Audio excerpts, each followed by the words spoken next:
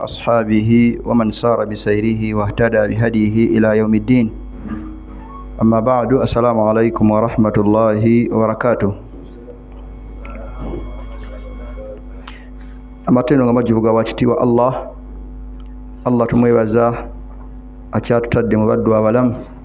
Tumusaba ekitiibwa Allah asooka okusaasiringa n'emirembe ekitiibwa Mubaka Muhammadin sallallahu alayhi wasallam. Ng'enkola yaffe mu kaseera kano tubaako n'okwejjukanya okutonotono dakiika nga 25 ku 3 bi'awnihi tabaraka wa ta'ala. Mbasaba tugumiikirize ate oba oliawo tubeeko n'okwejjukanya.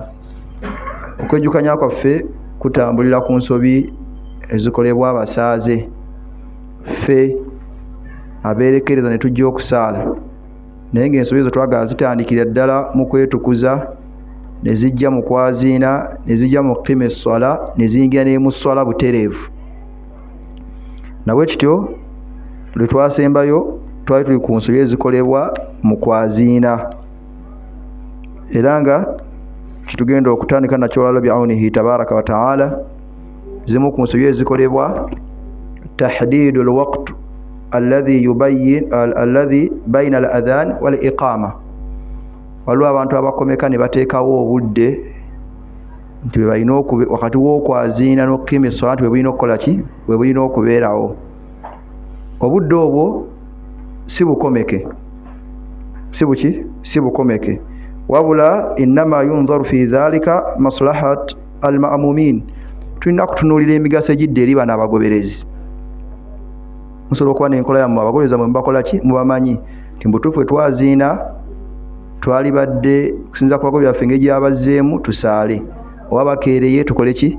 Naye abantu abamu bakiteekawo nga kyassalira, tugamba nti ekyo si kituufu, wabula obudde obwali badde buli determined na mbeera z'abasaaze, kubanga yali nkola Mubaka Muhammadin sallallahu alaihi wasallam. Abasaaze bwe bakeerewanga naye yakeereyangamu, bwe bayanguyanga okujja n'asika, tuli ffenna okusinziira ku mbeera. Naye tuwangalira mu mbeera nti oluusi n'ebisoomooza tulina bingi, ate ng'oba oliawo nakyo kiyinza okutuyambako, naye nga tugamba nti tekyali badde kyakubeera nti obudde obukola ki, bukomekebwa. Okujjako kiyinza okwawukanako ku nego Mubaka Muhammadin sallallahu alaihi wasallama, oluusi n'abasaaze tebaabeeranga bangi nnyo, kyegeerekese nti yali asobola n'okumanya n'amanya nti kati bazze oba bakyakola ki, naye kati wano oyinza okubeera oyinza obutasobola kutegeera oba gundi agenda kujja tagenda kukola ki, tagenda kujja. Kati enjawulo eyinza okubeerawo, tuli ffenna. Wabula waliwo emizikiti egimanyikiddwa nga gyo girina abasaaze baagyo, naddala gye emizikiti gitera okubeera mu kyalo, tagigundi nebifaanana bwe. Naye kati ffe olwaleero waliwo abali mu kukola emirimu nga yaze yakoledde mu kawaala, bw'awulidde omuzindaalo najja akole ki. Kati ate tabeera musaaze waffe, wabula azze lwa mbeera nti emukutte mu kiki, emusanze mu kiki, mu kitundu, tuli ffenna. So kale kibeera nti okuteekawo obudde oluusi kiyinza okuyambako n'okuteeza nidham, naye nga si ekintu kyebale twesibako nti ffe tusaala ssaawa bwe ziti, tuli ffenna. Kuba waliwo abantu bayinza okukeera muzikiti n'obalaba mu butuufu nga bakola ki, nga mwebali. Ekyalo kisinga okubeera nti kituufu, bwe baba nga mwebali tukole ki, tusaale. Obudde ne butuuka bwe twateekawo naye nga balimu 2-3, tusobola okugumiikiriza nga tulina essuubi toli abagenda okukola ki, abagenda okujja. Tekinyuma nti tusaala 7:15 nga mulimu abantu 3 ne tutandika okusaala, tuli ffenna. Okunyuma tukakasa nti beebo. Sheikh ensonga gy'agezaako okubeera ng'akola ki, ng'alaga embeera y'okukomeka obudde obwo kituufu tebwalikomekeddwa, bwalisinzidde ku kujja kw'abasaaze oba okukeerebwa ki, oba okukeerebwa kwabwe. Ensonga ey'okubiri nga nsobi naye ekolebwa qawluhum sadaqta wa bararta inda sama'il muadhin yaqul as-salatu khayru min an-nawm. Ekigambo kino mitolo kiwulira, as-salatu khayru min an-nawm, esswala esinga okukola ki, okwebaka. Kati abamu bwe bawulira omwazi nga ayogedde ekigambo ekyo, boogera ebigambo ebigamba nti sadaqta wa bararta. Okoze ki? Sadaqta, amakulu oyogedde mazima nti esswala esinga okukola ki, otulo. Wa bararta, ekyokwekwasa kivuddewo gwe ogukoze. Naam, ekyokoze okubeera nti otukoowodde bujulizi tobanjibwa. Kyegerekese obulira nti bigambo binyuma, si bwe kiri, birungi naye si bituufu okubeera nti tubyogera mu kifo ekyo. Ekituufu kiriwa? Kwe kubeera nti omwazinyi bw'abanga ayaziina tulina kuddamu ebigambo byakola ki, byayogera hadithi weeri mubaka Muhammadin sallallahu alaihi wasallam tulaga idha sami'tum nidaa bwe mulanga okoola konna faqulu mithla ma yaqulu almuadhdhin muddemu ogerengo mwazini wakola ki okujja ko bagamba hayya ala ssala hayya ala alfalah tugamba tutya la hawla wala quwwata illa billah.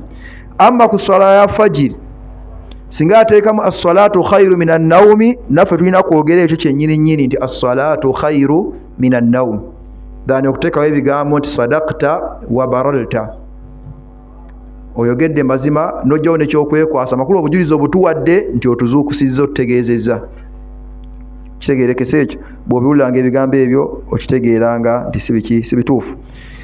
i'tiqadu adami sihhati adhani ghayri almutawaddi era waliwo abalina ensobi abalowooza nti omuntu bw'ayaziina nga talina wuzu okwaziina kwe kubeera kuki kubeera kufu oyaziina otya nga tolina wuzu al awla kwaziina ng'ogiina kubanga okwaziina dhikiri kuba kujjukira ani Allah wefenna ate ekisinga mu kujjukira Allah kwe kujjukira Allah okujjukira Allah subhanahu wa ta'ala ala taharatin kubuki ku butukuvu wefenna naye kati kugamba nti omuntu singa ajja n'ayaziina nga talina ki nga talina wuzu tisala gye tugenda okusaala ebeera nki ebeera nfu ekyo si kiki si kituufu oba noga nti okwaziina kubeera kuki kubeera kufu ekyo si kituufu nolwankubadde ekisingako kyekiriwa ekyokubeera nga wuzu agikola ki wabula so kifuula kyatteeka nti olina wuzu nti atolina genda nonya omulala gyayazinde so kugenda ofune wuzu nedda kimanyi mbeera omuntu ogiraba tibadde omaze okufuna wuzu ti ake tufune omulala yazinde alina wuzu tigwe olina wuzu nti abadde sinafuna tugamba nti sola bwetuuka oli ayazinde kyekimu alina wuzu oba takola ki oba talina wudu. Nam i'tiqad adamu sihhati adhani sabi olaba balowooza nti omwana omuto wayaziina okwaziina kwe kubeera kufu kitegeerekese tugamba nti okwaziina kw'omwana omuto kubeera kuki kubeera kutufu ebbanga lyamala nga byayaziina bikola ki bitegeerekeka so n'omusanga omuto bwe tugamba omuto kansi temujja kutegeera mu mbeera eri nti omwana ono omuntu asookerwako ddala tuli ffenna wabula emyaka gikola ki kubanga omwana watukira okubeera ng'asobola okwaziina ng'abitegeera kitegeerekese tugamba nti oyo waba yaziinye aba atumalidde kiba kimala buki bumaze so tugamba nti ono omwana muto ayaziina atya hatta wabanga akkirizibwa kukulembera abantu mu swala tuli ffenna bbanga lyamala nga tuse mu sinu tamyiz amanyi n'okufuna wuzu oyo akkiriza butereevu okukulembera abaki okulembera abantu yinza okuba nga waali naye nga ne Qur'ani yatusinga mwana myaka 9 Qur'ani ebe muli wano ndawe basanga abazadde abafaayo obanga ne Qur'ani wakaweeri omwana myaka 9 Qur'ani ebe eri muki ebe eri mutwe kati gowa kul huwallahu ahad tusobola tukulembera ngo yo waali noli ayinza okiraba obubi kana akaana kasaazaani kano lufena kaka ne uzu kamanyi kugifuna bwakwatidde Qur'an ejuzu 30 essura 10:14 n'alemu okufuna wuzu kujja kuba bate bamuyambako kitegeerekese. Naam so tugamba nti omwana omuto wayaziina okwaziina kubeera kuki kubeera kutuufu. Then mulimu nabaga i'tiqad adamu sihhati as-salah idha hadatha khata fi al-adhan aw al-iqama wala baga nti singa bawe ensobi yo nayo nekoleddwa mu kwaziina oba mukime essala ebeera nki ebeera nfu ekyo si kituufu oyinza okuba badde ayaziina n'abako ekigambo kyabuuse ne bamujjukiza kyali kibeddewo ne mukirabako ekyo oyinza okuba badde ayaziina oba birowoozo ne bigenda tuli ffenna n'abaako statement gyabuuse eyo bansobi si we kiri wenaga nti oli yakoze ensobi mu kwaziina esswala yaffe esswala nfu gye musadde kitegeerekese ekyo so eyo nsobi nayo okukolebwa kw'ensobi mu kwaziina ne mu kukima esswala tekitegeeza butatuuka bwaki okwaziina kirala n'esswala kirala buli kimu kikoze eki buli kimu kyeyawulidde katosobola kungamba nti ensobi ekoleddwa mu kwaziina ate ekosa eki la yuathiru sihhata as-salah. Naam mulimu ekyo ensobi endala etera okukolebwa wadu al-mushaf ala al-ardi inda iqamati as-salah watuli wano tuli mu kusoma Qur'an tuli ffenna ne bakima esswala oli Qur'an n'agiwumuza wansi awo waali kitegeerekese ekyo Sheikh agamba nti hadha laysa min al-adab ma kitabillah si kya mu mpisa nga tukwagana ekitabo ky'ekitiibwa Allah okukiteeka luddawa okukiteeka wansi. Wa in kunna nolwankubadde la nastatiu an naqula tetusobola kugamba bihurumatihi au karahatuhu tusobola kugamba nti kiri haramu kugiteeka wansi oba kitamu kuyo ng'oleesa obuki oleesa obujuzi.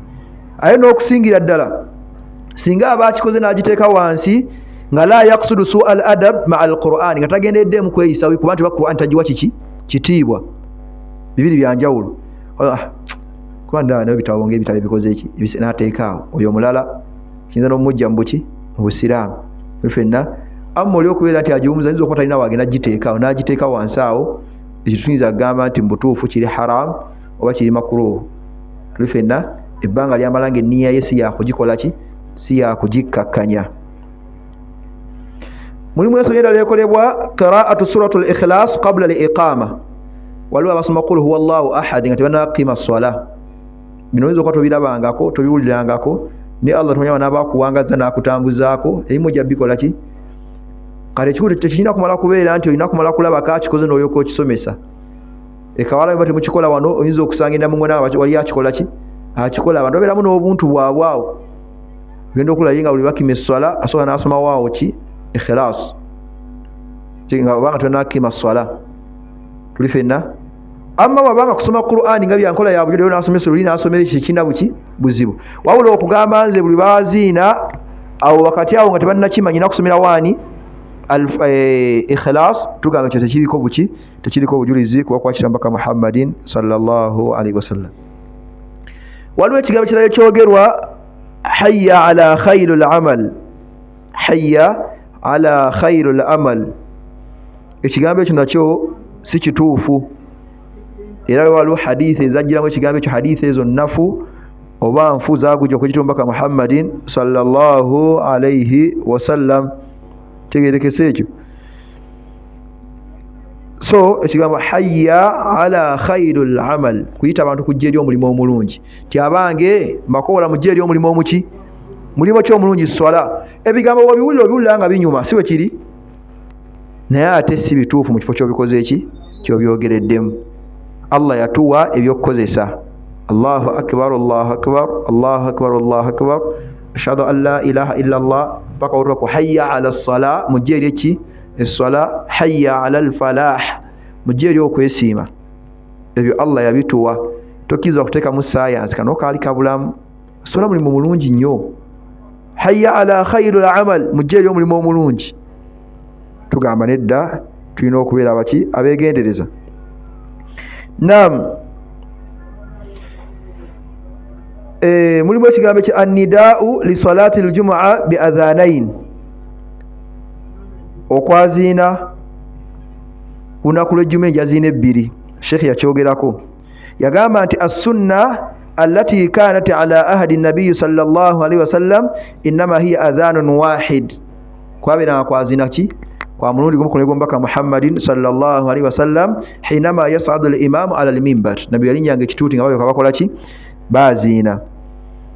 Wa amma ma hadatha ba'dahu sallallahu alaihi wasallam min ziyadati adhan fi ahdi Uthman fahadha inma fa'alahu Uthman ijtihadan minhu okwazina kwajja okwokubiri kunaku lw'ejjuma kwajja ku mulembe gwani gwa Uthman ibn Affan radiyallahu anhu ye alaba yali ijtihadi kunyiikira nga waliwo obwetaavu lufenna okwokwazina ne kubeerawo naye nga al asulu ku mulembe gwa nabbi n'ogwa Abubakari n'ogwani n'ogwa Umaru adhani yabeeranga ki yabeeranga emu lufenna lwakuba ekikolwa kya Umaru kya Uthman kyewala tusobola kitwala olw'ensonga omubaka Muhammadi sallallahu alaihi yenyinyi yaleka abatulamidde n'abagamba nti alaikum bisunnati wa sunnati al-khulafa ar-rashidin al-mahdiyyin alaikum bisunnati mwekwate ku nkola yange n'enkola y'abasigire bange abagenda okujja oluvannyuma kitegerekese ne katini ezo nabbi teyazirekawo sallallahu alaihi wasallam lufenna kano tekaaliwo ku mulembe gw'omubaka Muhammadin sallallahu alaihi wasallam kitegerekese ekyo. Idhan kyetuyinza okufunamu okugatta wakati w'ensonga ebbiri tugamba nti abazinye mu njaziina ebbiri baba balina we bajja yali Sheikh wanaakiyese mu kiki mu kitabo tuli ffenna n'ayazinya olwaziina olumu naye aba alina wajje nti ye yali asulu ye sunna ya nabbi yaziina mulundi guki mulundi gumu ndabi ensonga nkitereezezza bulungi eyo. So owulira abazinyi yazina ebbiri toyomba tovuma. Oli fenna bw'owulira abazinyi olumu tojerega tokkakkanya kubanga al asulu ku mulego mbaka Muhammadin sallallahu alaihi wasallama adhaani yabeeranga ki? Yabeeranga emu. Then nembeeramu taruku adhaani al-fajr al-awwal. Eyo nsobi fena fena azina tugigwamu. Seera ebisinga twazina olwazina luki? Lumu. Naye nga ate yali nkola kityo mbaka Muhammadin sallallahu alaihi wasallam yayina abazinyi babiri. Era mu hadithi ya Bukhari nga ya Ibn Umar Abdullah mtani wamu yagamba hadithi ya Aisha qala yagamba ajja kwa yagamba nti qala Rasulullah sallallahu alaihi wasallam nabi yagamba basahaba nti inna Bilala yu'adhin bilaylin Bilal ajja kwazinanga obudde obwaki obwekiro fakulu washrabu hatta yunadi Ibn Maktum mulye eddaaku yammwe abali eddaaku abagala okusiiba n'okunywa munywe okusaba muula Ibn Maktum. Wakana rajulan ama yali musajja muki muzibe nga takola ki nga talaba. Idhan nabwe kityo yayazinanga obudde bw'essala bukoze eki butuukidde ddala. So kwazina kwa Bilal kwali kutegeeza abantu abeeteeka bakole ki beetegeke.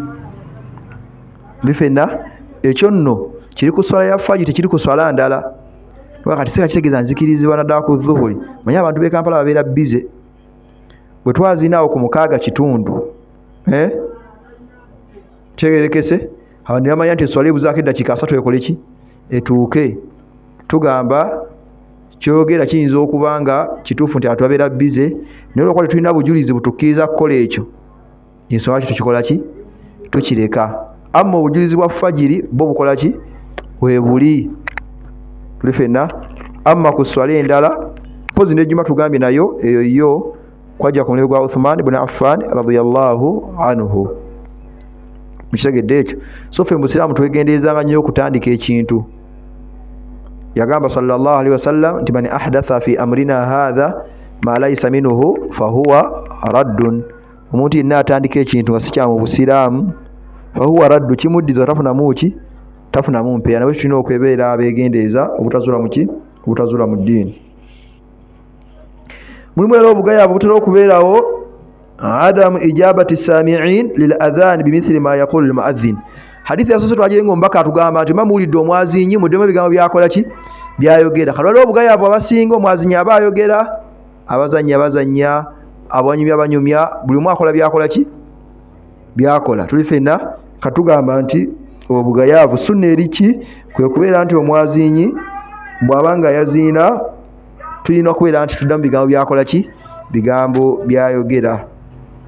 Bw'atyo mbaka Muhammadin sallallahu alaihi wasallam.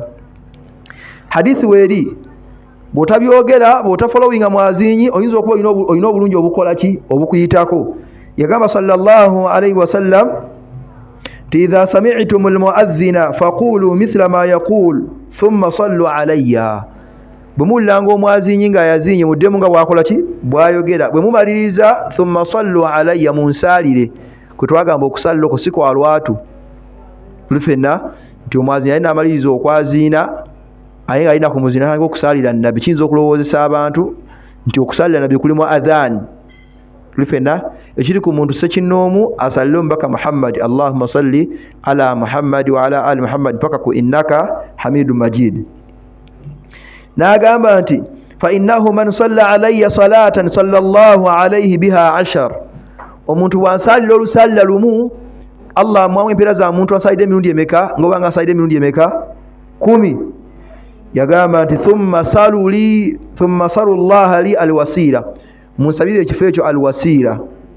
Tufenna mwekiri mu dduwa ekyo Allahumma rabba hadhihi da'awat tamma wassalatu alqa'ima ati Muhammada alwasila.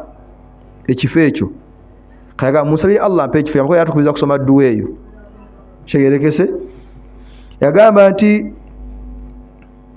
fa innaha manzila ekyo nno kifo wasila kifo la tambaghi illa li'abdi min ibadihi.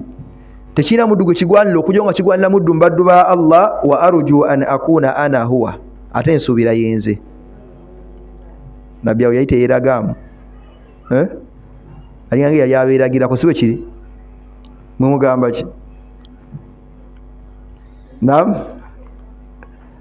tesobola gamba nti omubaka yali yeeraga tuli ffenna kuba muntu agamba nti ekyo ekifo Allah kitegera muddu mbaddu eraga ekyo kyange ekyo ate nsuubira yenze Allah gwe yali ayogerako kitegeeza wama yantiqu anil hawa yali alina obujulizi obulaga nti Allah yakimusuubiza nti kiki nti kikye so sigamba nti kwali kuzimba mu buzimbi ng'omuntu wayinza okuzimbamu awo kitegeerekese ekyo ezo zaali mpisa za kira mbaka Muhammadin sallallahu alaihi wasallam n'agamba nti faman sa'ala Allah li alwasila omuntu bwansabira ekifo ekyo amakulu n'asoma edduwa eyo Allahumma rabba hadhihi mpaka gyekoma hallat lahu shafaa aba amaze okufuna okuwolereza kwange ffenna either nti tugayaala omwazinyi bw'ayaziina tusiriikirire tuddemu nga bwakola ki nga bwayogera ate bwe tumaliriza n'edduwa tugikole ki n'edduwa tugisome biidhinihi tabaraka wa taala era ye hadithi endala yajja yagamba sallallahu alaihi wasallam nti man qaala hiina yasma'u nida omuntu yenna ayogera ebigambo bino ng'awulidde omukowooze nti allahumma rabba hadhihi da'wati tamma wa salatu alqa'ima ati muhammadan الوسيلة والفضيلة وبعثه مقاما محمودا الذي وعدته حلت له شفاعتي يوم القيامة okuleza kwa kwa kumaze okufuka halali gyakola ki gyali omakulu mbanja muwoliza kuna kulwaki kuna kulenkomero idhan tetusubwa bulungi obwo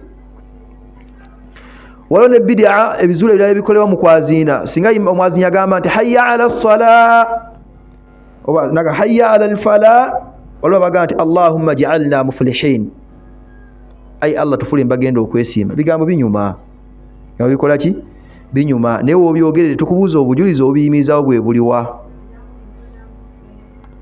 Allah gagamba tukoowole nti hayya ala alfalah mujeri okwesiima tulina bujulizi butulaga nti omubaka sallama bwe bayogeranga ekyo Bilali bwe yakyogeranga omubaka yagamba nti allahumma ja'alna muflihin Allah tufula abantu abagenda okukola ki abagenda okwesiima naye gagowooza omubaka ye yayita kyagala kukyogera ffenna idhan tugamba kisingako obulungi twogere la hawla wala quwwata illa billah naam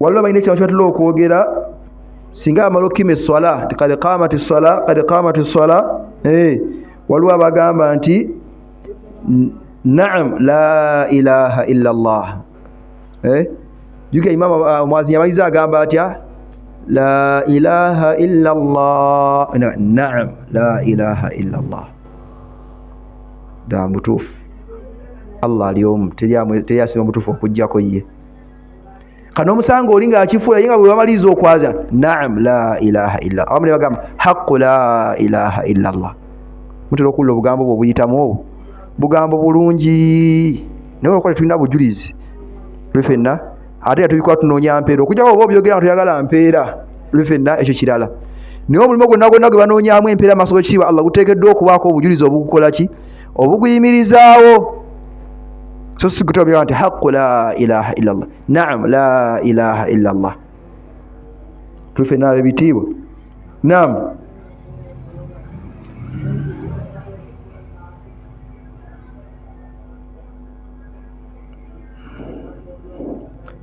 waliwo at-tabligh au tabligh al-muadhdhin khalfa al-imam li ghairi haja waliwo omwazinyi imam bwabanga asaaza omwazinyi amubeera kumpi awo waga Allahu akbar naye naddamu atya Allahu akbar bagenda ku mavivi naye n'ayogera ekyo tuli ffenna tugamba nti ekyo si kituufu okujjako nga waliwo obwetaavu tuli mulembe ng'omuzindalo weeguli kati mubutuufu guno omuzindalo egiri muno bwe ngamba wano Allahu akbar waliwo obwetaavu bw'omwazinyi okubeera nga ndi kumpi addemu abulize bali abali eri tewali tuli ffenna so zimu ku nsobi ezikola ki sami Allahu liman hamida rabbana walakal hamd olwedde baawulidde dda bwe tubeera wano nzina okusaba muziro guno ogugenderera ddala paka eri wansi kati totumalira biseera totekawo bitaliiwo tuli ffenna omuzindalo gutumala okujjako tusobola ogukozesa singa tubeera nga tuli bantu bangi ate nga tulina muki muzindaalo atusoga naye wabeeko mwayongeramu awo eddoboozi atuse eddoboozi ku baki ku bantu so si kugifuula nkola nga buli basala esswala omwazinyi ayimira wano ku lusegere lwani lwa imaamu n'addamu ebigambo ebifaanana bwe bityo. Mulimu n'ekigambo kyatula okwogera nti ashhadu anna aliya waliyullah. Abashiiri manyi baagala nnyo Ali, shie mwali mubawuliddeko nabo gye bali basinga naddala mu mawanga ago nga ga Iran n'agafaanana bwe gatyo. Kati bo jjukira bakkiriza mu Ali, balina entegeera egamba nti Ali yali alina n'okubeera ani nabbi, naye Jibuliiri ono yakola olukwesikwesi obubaka n'abujja owa Ali n'abutwala owa Muhammadin sallallahu alaihi wasallam. Kati bo bagamba nti ashhadu anna aliya rasulallah, ashhadu anna aliya rasulullah. Fena fetukakasa juga fetugamba tutya ashhadu anna muhammadan rasulullah, bo bagamba batya ashhadu anna aliya waliyullah, bibakasa nti aliyu mukwano gwani gwa Allah. Ensonga kira bwe bamwogerako Ali manyi bagamba karrama Allahu wajhahu, to Allah ekyenyi kyakifule kyakitiibwa. Abamanyi n'omuteekako alayhi salaam, ekigambo ky'abannabbi kitera kubeera ku bannabbi alayhi salaam, mpozi ne malayika nga tuga Jibuliiri tugamba alayhi salaam. Kati olwo wabbo baagala Ali bamusoosowaza, ekyo bakikola ki? Ekyo bakyogera ne bakikulembeza. Tuli ffenna naye nga si kiki, naye nga si kituufu. Mpozi ensobi endala ekolebwa bw'obanga ogiwulidde al adhan wal iqama lissalaati al iidain, okwazina n'okukima esswala ku lunaku lwa Idi. Tubabeera kwazina, tubabeera nakola ki? Tubabeera nakima ssala. Waliwo al adhan wal iqama fi qabri al mayit, okwazinira mu ntaana y'omu ntaana tugenda okuteeka muganda waffe. Tuli ffenna oli n'akimirayo ki? N'akimirayo esswala n'okwazina mbu bimuyambeko baya n'abisangayo. Tuli ffenna bwe banga bayazina ne bakima ne wano ku nsi nga taba waali ku mulimu taseetuka, kate gungamba oti okwazina kugenda mugasa nga ali eyo mu ntaana. Tugamba oyinza okuba oli mu kusiba ki? Oli mu kusiba kawaani. Then wabeerawo at-ta'awudh wal basmala qabla al-adhan. Tugenda kumaliza at-ta'awudh wal basmala qabla madha? Qabla al-adhan. Oli abagenda kwalaga ati a'udhu billahi minash shaitanir rajim, bismillahir rahmanir rahim, Allahu akbar, Allahu akbar. Tuli ffenna mwali mubawuliddeko, ekyo si kituufu, si kiki? Si kituufu. Ebyo tubikozesa nga tugenda kusoma ki? Qur'an, isti'adha ne basmala. Kyegerekese ekyo okujjako ekinyolo basmala yo kyeyina yo mpaka tukubiriza okuba nti lulimu gwonna gwonna gw'ogenda okukola sooka kugera linnya lyani, oba ogenda kulya bisimillah, ogenda kustartinga motoka bisimillah, ogenda kusamba piki bisimillah. Tuli ffenna amma gwe kiteekawo tugamba nti si kiki? Si kituufu. Then iqamatu ssala bighairi idhni al-imam, okukima essala imaamu nga takukkiriza nsobi.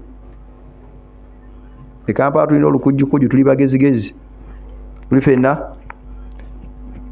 lwakuba nti ffe tusano imaamu abadde taliiwo, si bwe kiri, ate byoyoge naye byokoze, kitegeerekese.